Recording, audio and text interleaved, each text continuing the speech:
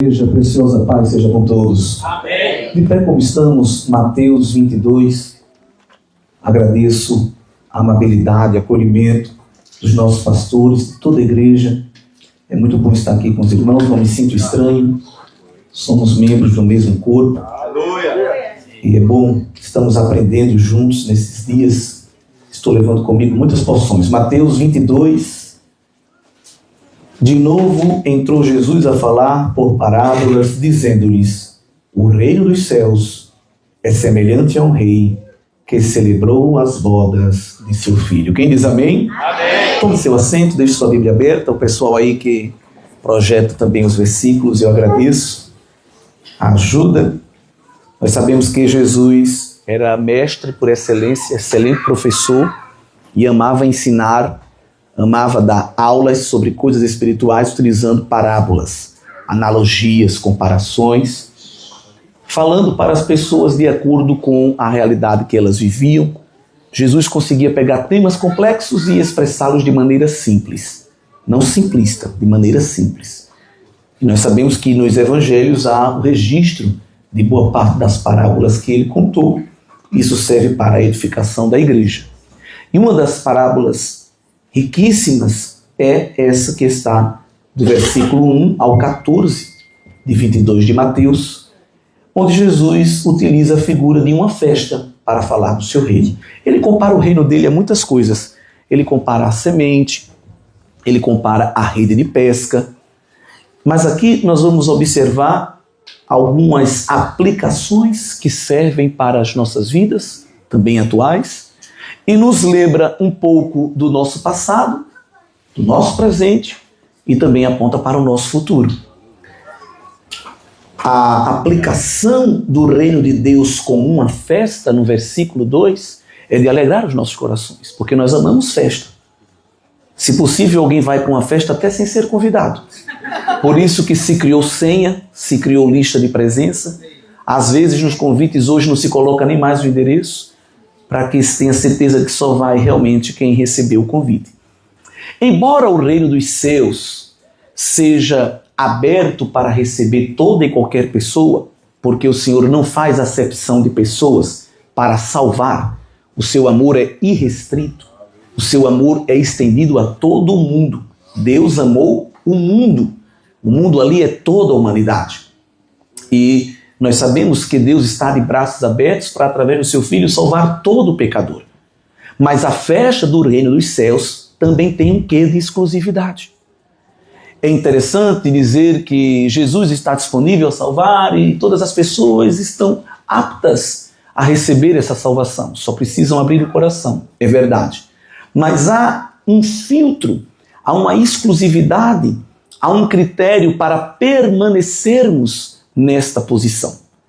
Quando eu digo que o reino de Deus é uma grande festa e os irmãos já estão vivendo a antecipação dessa grande festa, porque todo culto, toda reunião cristã é uma grande festa, nós chegamos tristes, saímos alegres, chegamos famintos e saímos saciados, chegamos com questionamentos e saímos com certezas, chegamos arrastados e saímos flutuando com asas como que de águia.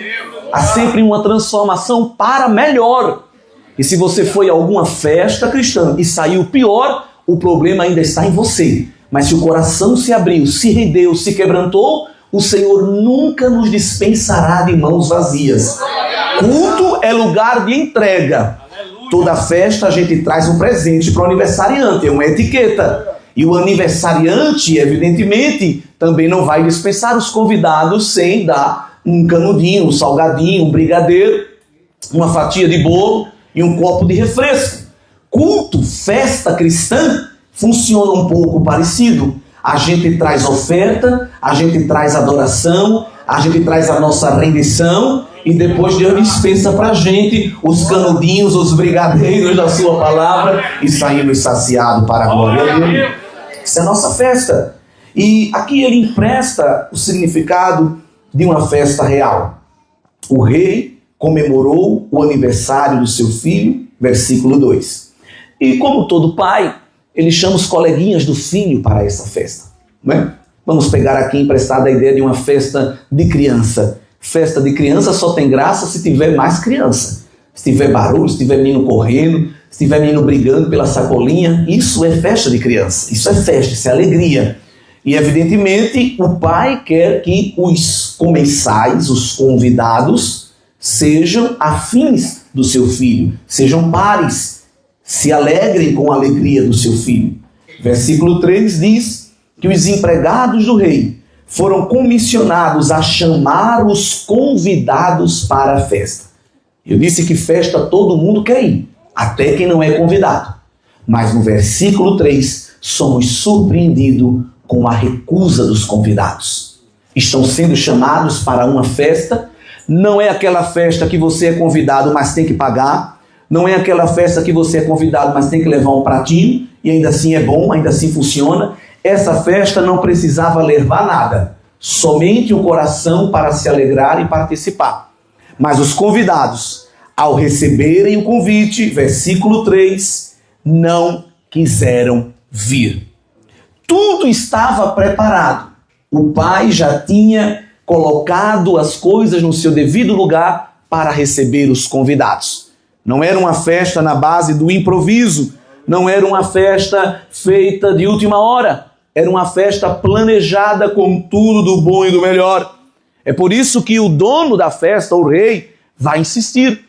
No versículo de número 4, enviará ainda outros servos. E a ordem é clara: dizei aos convidados, eis que já preparei o meu banquete.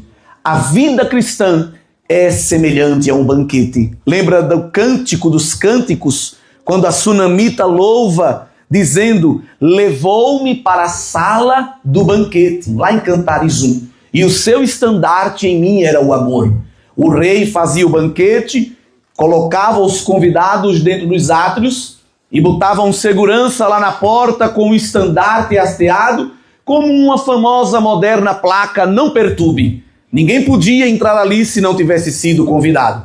Ali dentro o rei estava dando um banquete para aqueles que ele prestigiava. Assim também é a vida cristã.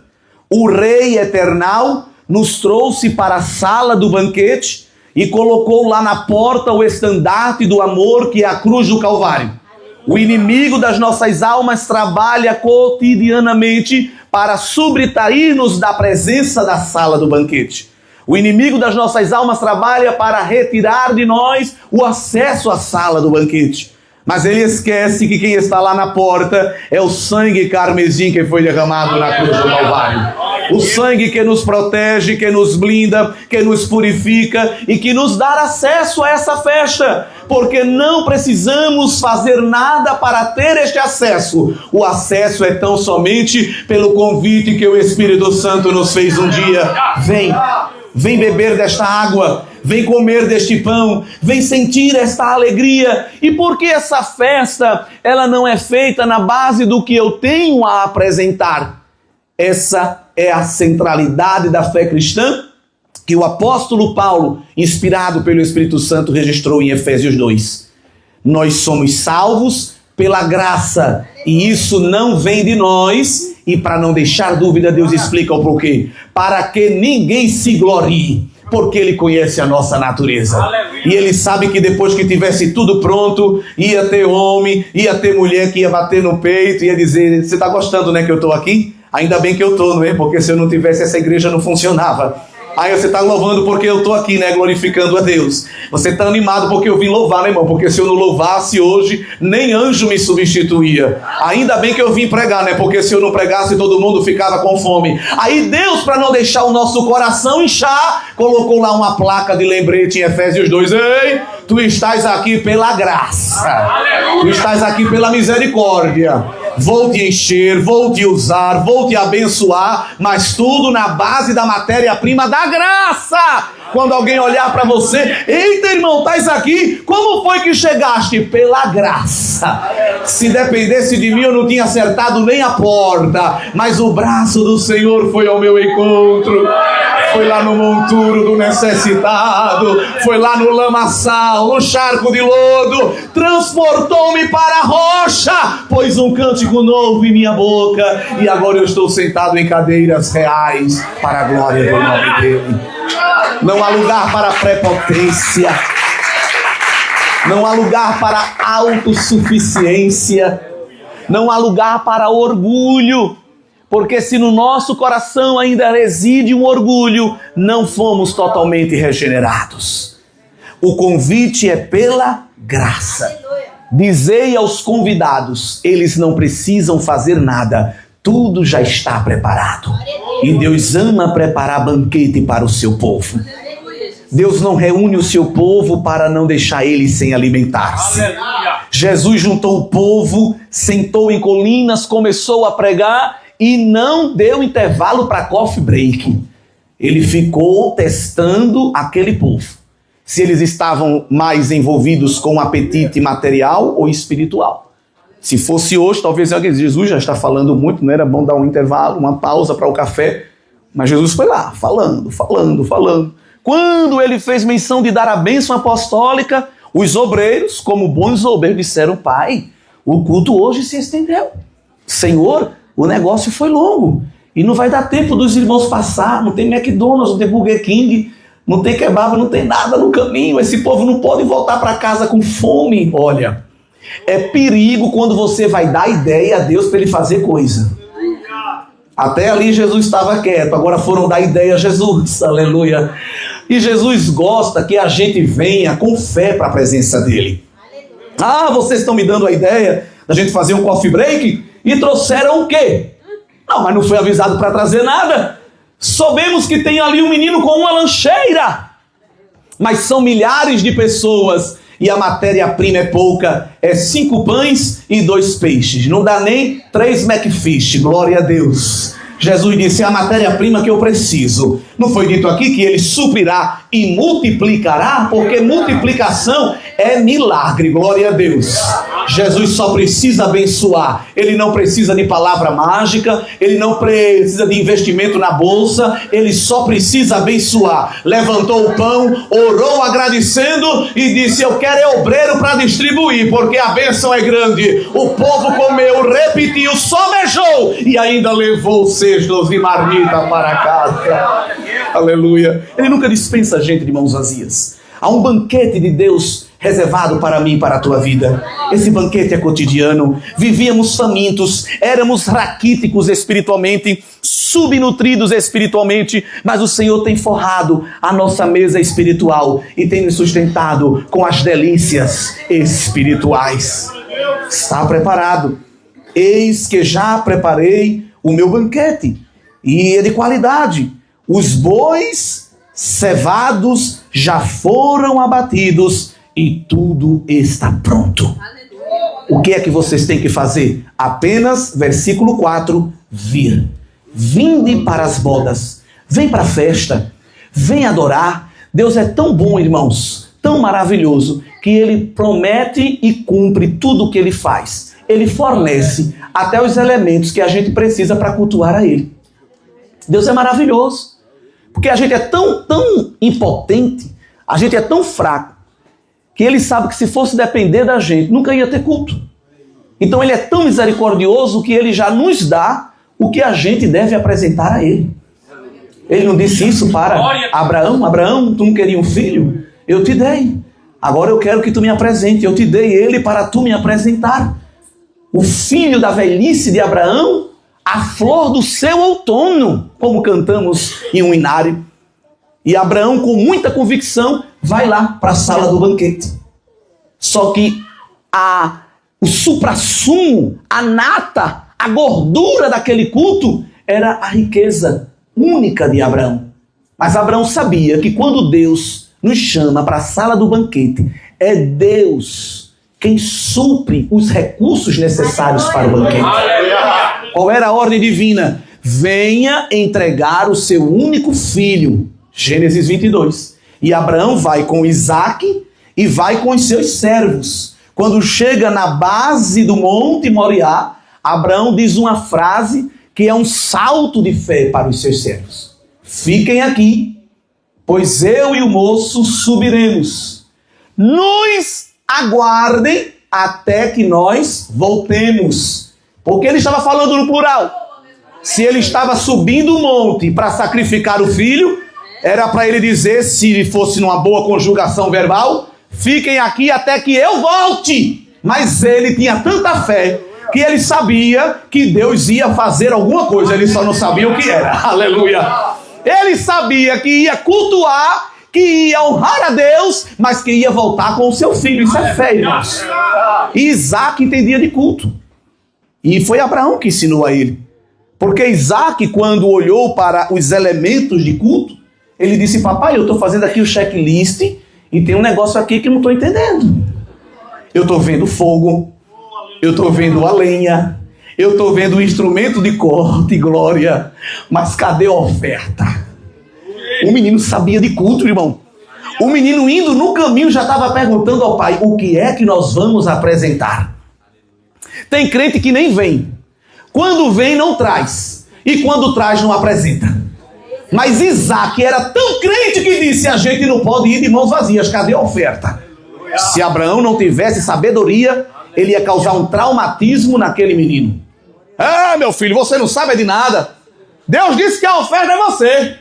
Olha, mas Abraão, crente e adorador, disse, meu filho, esse assunto aí não é do meu respeito, é de Jeová. Cadê o cordeiro, pai? Ele disse, o cordeiro para si Deus proverá. A minha tarefa é somente ir adorar. A providência virá dele. Sobe o monte, entrega o teu culto, adora ao Senhor e tu não voltarás de mão vazia, porque Deus fará o que apraz a ele. Tudo está pronto. Vem. Tudo foi preparado. Vem. No versículo de número 5, é nos dito que aquelas pessoas não se importaram e foram embora. Enquanto no versículo 3 apenas disseram que não queriam ir, no versículo 5 demonstraram isso, seguindo as suas ocupações rotineiras. Um foi para o campo, outro foi para o seu negócio. Observe que eles não estão envolvidos aqui com atividades imorais. O motivo que está afastando eles de participar do grande banquete não é nem pecado. Ah, você pode vir? Não, não vou não, eu estou trabalhando. Você vai vir? Não, eu estou no comércio. Você vai vir? Não, hoje é o dia da caminhada. Tem que desentupir as veias. Tem que cuidar do corpo. E tem gente que está cuidando tanto do corpo, esquecendo da alma. Aleluia! Não era necessariamente pecado que eles estavam fazendo, mas estava impedindo de eles entrarem na sala do banquete. Será que tem alguma coisa na tua rotina que está te fazendo ausentar da sala do banquete? Será que tem algum compromisso que está impedindo você de cumprir a agenda do céu? Aleluia! Deus na sua vida é prioridade ou é o final da lista? Deus na sua vida é essência ou é aparência? Deus na sua vida é algo essencial ou Deus é um bombeiro que só aparece para apagar incêndio? Aleluia! Você vem à presença de Deus como quem vem para o jardim ou você vem na presença de Deus como quem chega só no pronto-socorro? Pronto-socorro a gente não quer ir, a gente só vai em último caso. E depois que entra fica perguntando ao médico, posso ir embora? Posso ir embora? Tem gente vindo para a igreja como se fosse pronto-socorro. Eu tenho que ir para receber, mas é quanto tempo esse culto? É 1h30 só, né? 45 minutos! Não, irmão! Vamos ficar como Pedro no Monte da Transfiguração. Jesus estava lá pregando, o céu se abriu, Deus falou, Moisés apareceu, Elias. Quando Jesus foi dar a bênção apostólica, Pedro disse, não! Encerre esse culto não, está muito bom. Vamos emendar com uma vigília. Já preparei as tendas. Queremos passar a noite toda na tua presença, Senhor. Aleluia. Estaremos iniciando um novo ano. O Espírito Santo nos convida. Vamos melhorar nossa rotina. Vamos melhorar nossos planners. Nosso planejamento.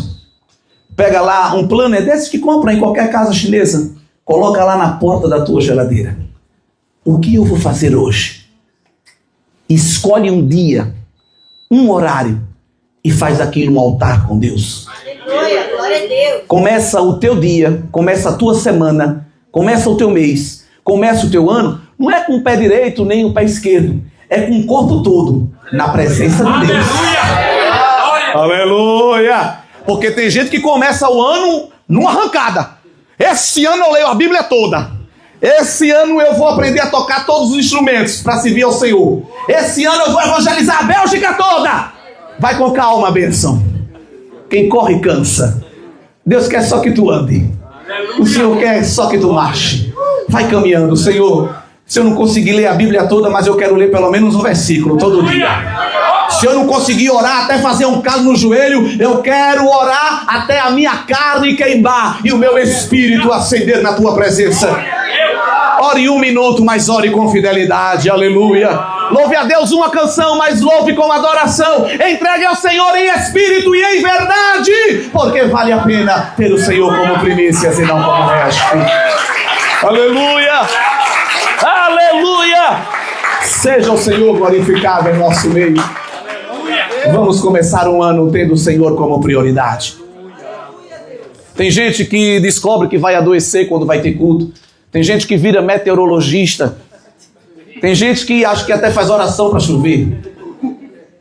Vamos colocar o Senhor em primeiro lugar. Aleluia! Nós não vamos deixar os nossos negócios, não vamos deixar o campo, mas vamos frequentar a sala do banquete. Aleluia! Os negócios esperam, o campo espera, o estudo espera. Não vamos ser analfabetos agora, ninguém trabalha. Jesus está voltando. Não vamos cometer o erro dos irmãos tessalonicenses. Vamos trabalhar, vamos estudar. Mas vamos ter como prioridade, princípio, uma vida de adoração. Aleluia!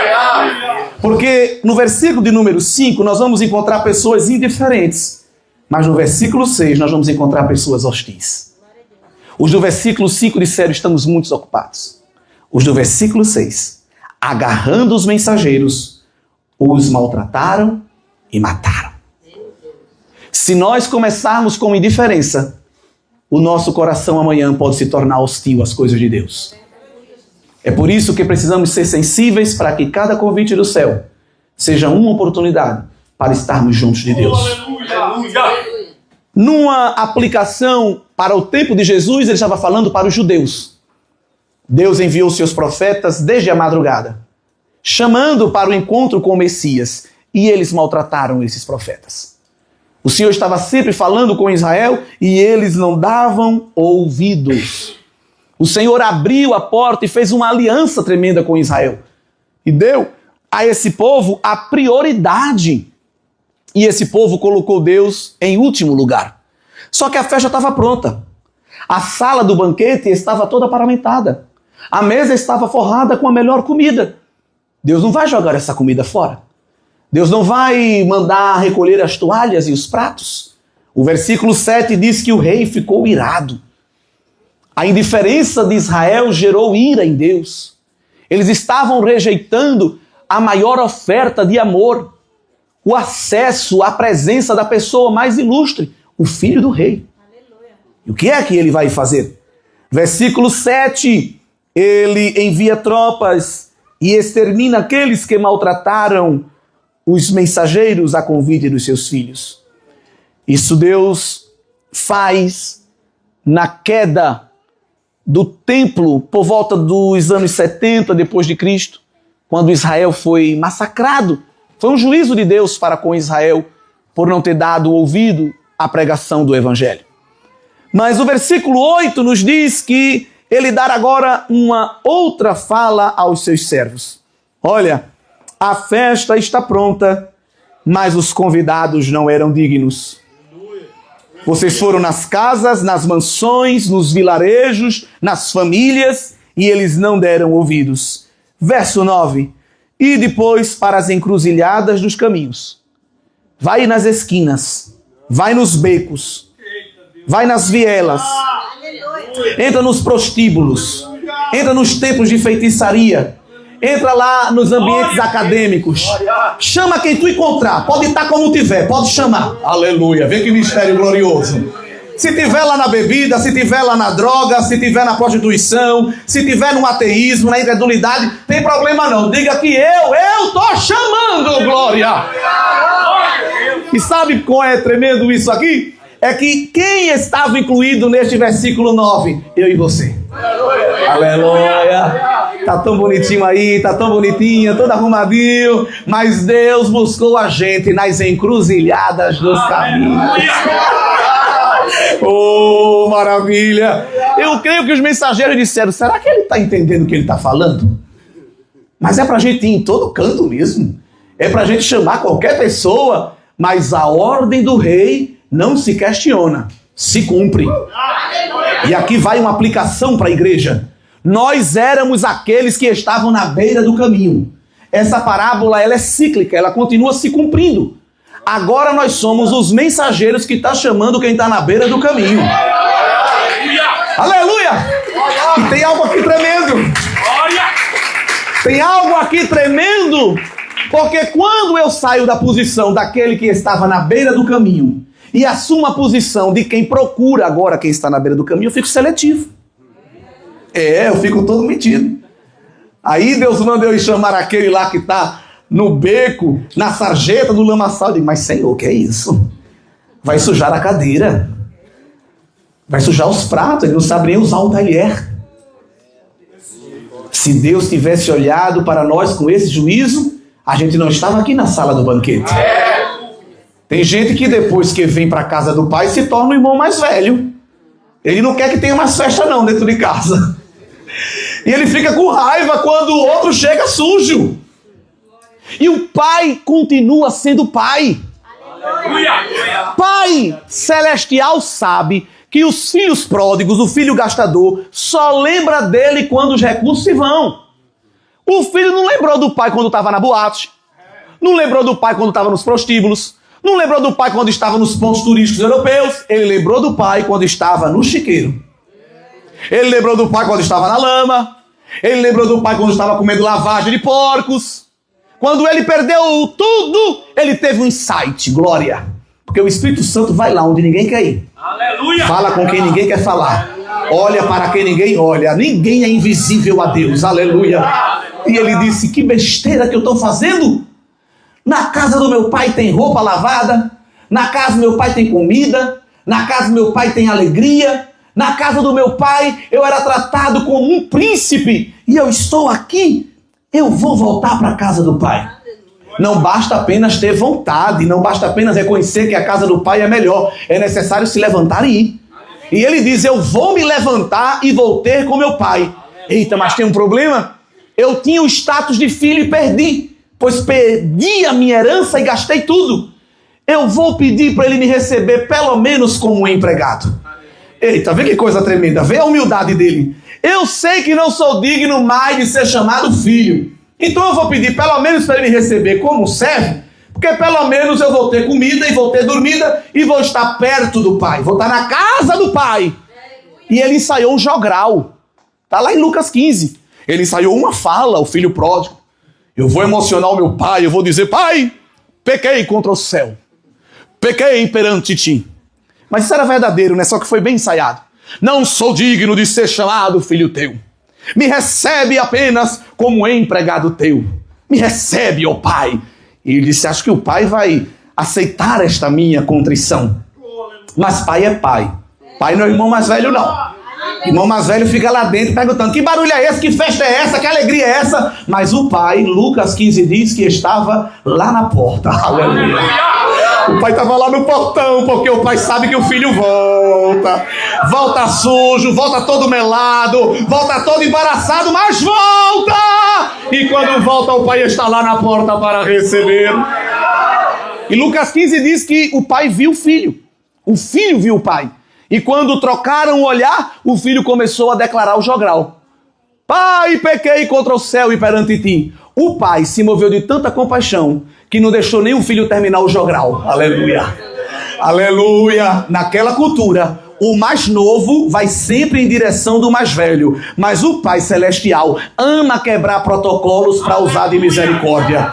A parábola diz que o pai velho correu em direção ao filho novo. O filho veio sujo, mas o pai abraçou, beijou e disse, meu filho, não é empregado não, meu filho estava morto, mas reviveu, estava perdido e foi achado. Abre a porta, mata o boi, coloca a Coca-Cola, toca aí a música, é festa, é banquete, é o banquete da salvação, louvado seja Deus. Aleluia. Estávamos perdidos e fomos achados. Estávamos destruídos e fomos restaurados. Estávamos mortos e o Senhor nos vivificou, nos deu anel de selar, nos deu manto real, nos deu uma cadeira de príncipe e nos colocou assentado na sala do banquete dizendo: delicia-te com a minha palavra, delicia-te com a minha presença.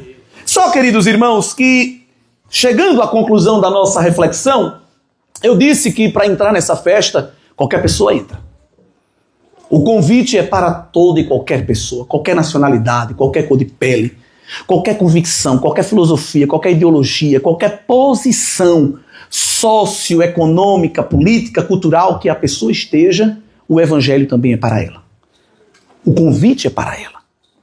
O Senhor Jesus, ele é um convite ambulante e altissonante. Ele está sempre convidando, ele está sempre chamando. Os homens são individualistas, exclusivistas. Jesus, ele está sempre disposto a trazer o povo para perto. Nós temos uma política individualista aí fora que diz: problema, cada um com o seu. Eu já tenho os meus. Jesus é o contrário. Tem gente com problema aí, tem gente aí estressado, tem eu. Venha para mim. Os que estão cansados, sobrecarregados, estressados, atribulados, eu vos aliviarei. Aleluia. Jesus chama. Mas no versículo de número 10, é-nos dito que os servos foram pelas estradas e reuniram todos os que encontraram, maus e bons. De maneira não exaustiva e qualitativa, ele usa essas duas palavras, esses dois adjetivos, para mostrar que ali estavam toda classe de pessoas. Eu não sei aqui se nessa noite você está no grupo do que era mal. Acho que todo mundo vai dizer: não, eu era do grupo que era bom. Eu era ruinzinho, fui melhorado, mas estou aqui. Mas com certeza, aqui tem gente que estava no grupo do mal. Estava lá. Uns vão dizer assim: pastor, eu estava no meio. Olha, irmão, quem está no meio já está no outro lado. Maus e bons. Todo tipo de gente. Todo tipo de história. Todo tipo de caminho. Os servos foram chamandos, eles foram ouvindo, porque nunca imaginaram ser convidados para uma festa de um rei. Nunca imaginaram participar de uma sala do banquete. E o verso 10 diz que o resultado é que a sala do banquete ficou repleta de convidados. Foi banquete, foi festa, foi alegria. Mas no verso 11, o rei entrou na sala do banquete para fazer uma vistoria nos convidados. Aleluia. E aqui eu queria muito que a amada igreja gravasse com atenção o que eu vou falar. Para entrar, vem de todo jeito. Oh, Deus, aleluia. Mas para permanecer, tem que se enquadrar no padrão. Aleluia! Glória a Deus. Entrando, porém, o rei, para ver os que estavam à mesa, notou ali um homem que não tinha as vestes nupciais, que não estava com a roupa de festa. Depreendemos, não está explícito, mas depreendemos da parábola, do contexto, que foi fornecido esse tipo de roupa para os convidados. Se eles estavam no caminho, se eles estavam na sarjeta, é óbvio que eles não tinham. Então, tudo que o rei exige, ele fornece a gente. Ele não exige nada além das nossas forças. Então, essas pessoas receberam, ao entrar ali, havia algum vestíbulo que eles podiam trocar de roupa para sentar na mesa. A sala estava lotada e o rei notou um que não estava com veste. Porque ninguém é invisível aos olhos de Deus. Aleluia. Ele está passeando aqui na sala do banquete. Aleluia. João viu ele passeando no meio dos candeeiros. E os candeeiros representam os crentes. Jesus não está no céu vendo a gente por câmera, não, irmão. Ele passeia em nosso meio e nos vistoria. Aleluia. E ele viu um que não estava com a veste nupcial. E de maneira misericordiosa, porém muito incisiva, no versículo 12, pergunta: amigo, como entraste aqui sem veste nupcial? E ele emudeceu. Ele emudeceu porque sabia que estava em falta diante do rei. Deus é tão misericordioso que nós estávamos num cenário espiritual caótico. E nenhum de nós era digno de estar sentado aqui. Mas o Senhor foi ao nosso encontro, fez o convite para estarmos na presença dele e nos forneceu as vestes reais para podermos participar deste banquete. Eu não estou falando de tipo de roupa que venho para o culto, de tipo de roupa que vivo no meu dia a dia. Não estou falando disso. Eu estou falando de vestimentas espirituais para estar na presença de Deus. E há um versículo em Isaías 61 e o versículo 10 que há uma nota de gratidão por algo que Deus nos dá assim que nós aceitamos a Cristo como Salvador. Alegrar-me-ei muito no Senhor. A minha alma exulta no meu Deus, porque me cobriu de veste de salvação e me envolveu num manto de justiça. Lembra de Isaías 64? Quando o profeta diz que Deus olhava para nós, fora da presença dele, e as nossas melhores obras eram trapos de imundície. No original, panos de sujidade. A palavra usada ali no original é uma palavra muito forte. Deus olhava para as boas obras daqueles que não estavam na sua presença e via como um pano que as mulheres usavam quando estavam nos seus dias. Essa é a palavra original que está lá. Nada que um homem faz de bom, sem ser movido por Deus, é considerado bom por Deus. Mas ele olhou para nós com um olhar de misericórdia e disse: eu vou te dar o que eu tenho para você se parecer comigo. E eu vou olhar para você agora e vou me agradar.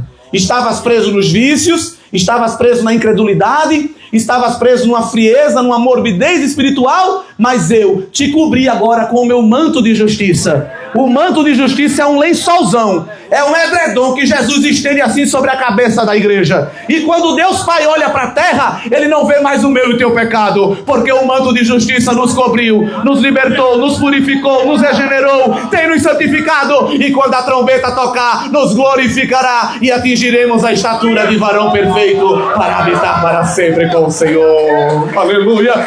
Aplauda-se para Jesus. Se é por alegria de ser salvo, aplauda mais forte. Você recebeu novas vestes e foi apto, não por si, mas pelo sacrifício do Filho, a participar da sala do banquete. Aleluia, fiquemos de pé nesta noite. Aleluia.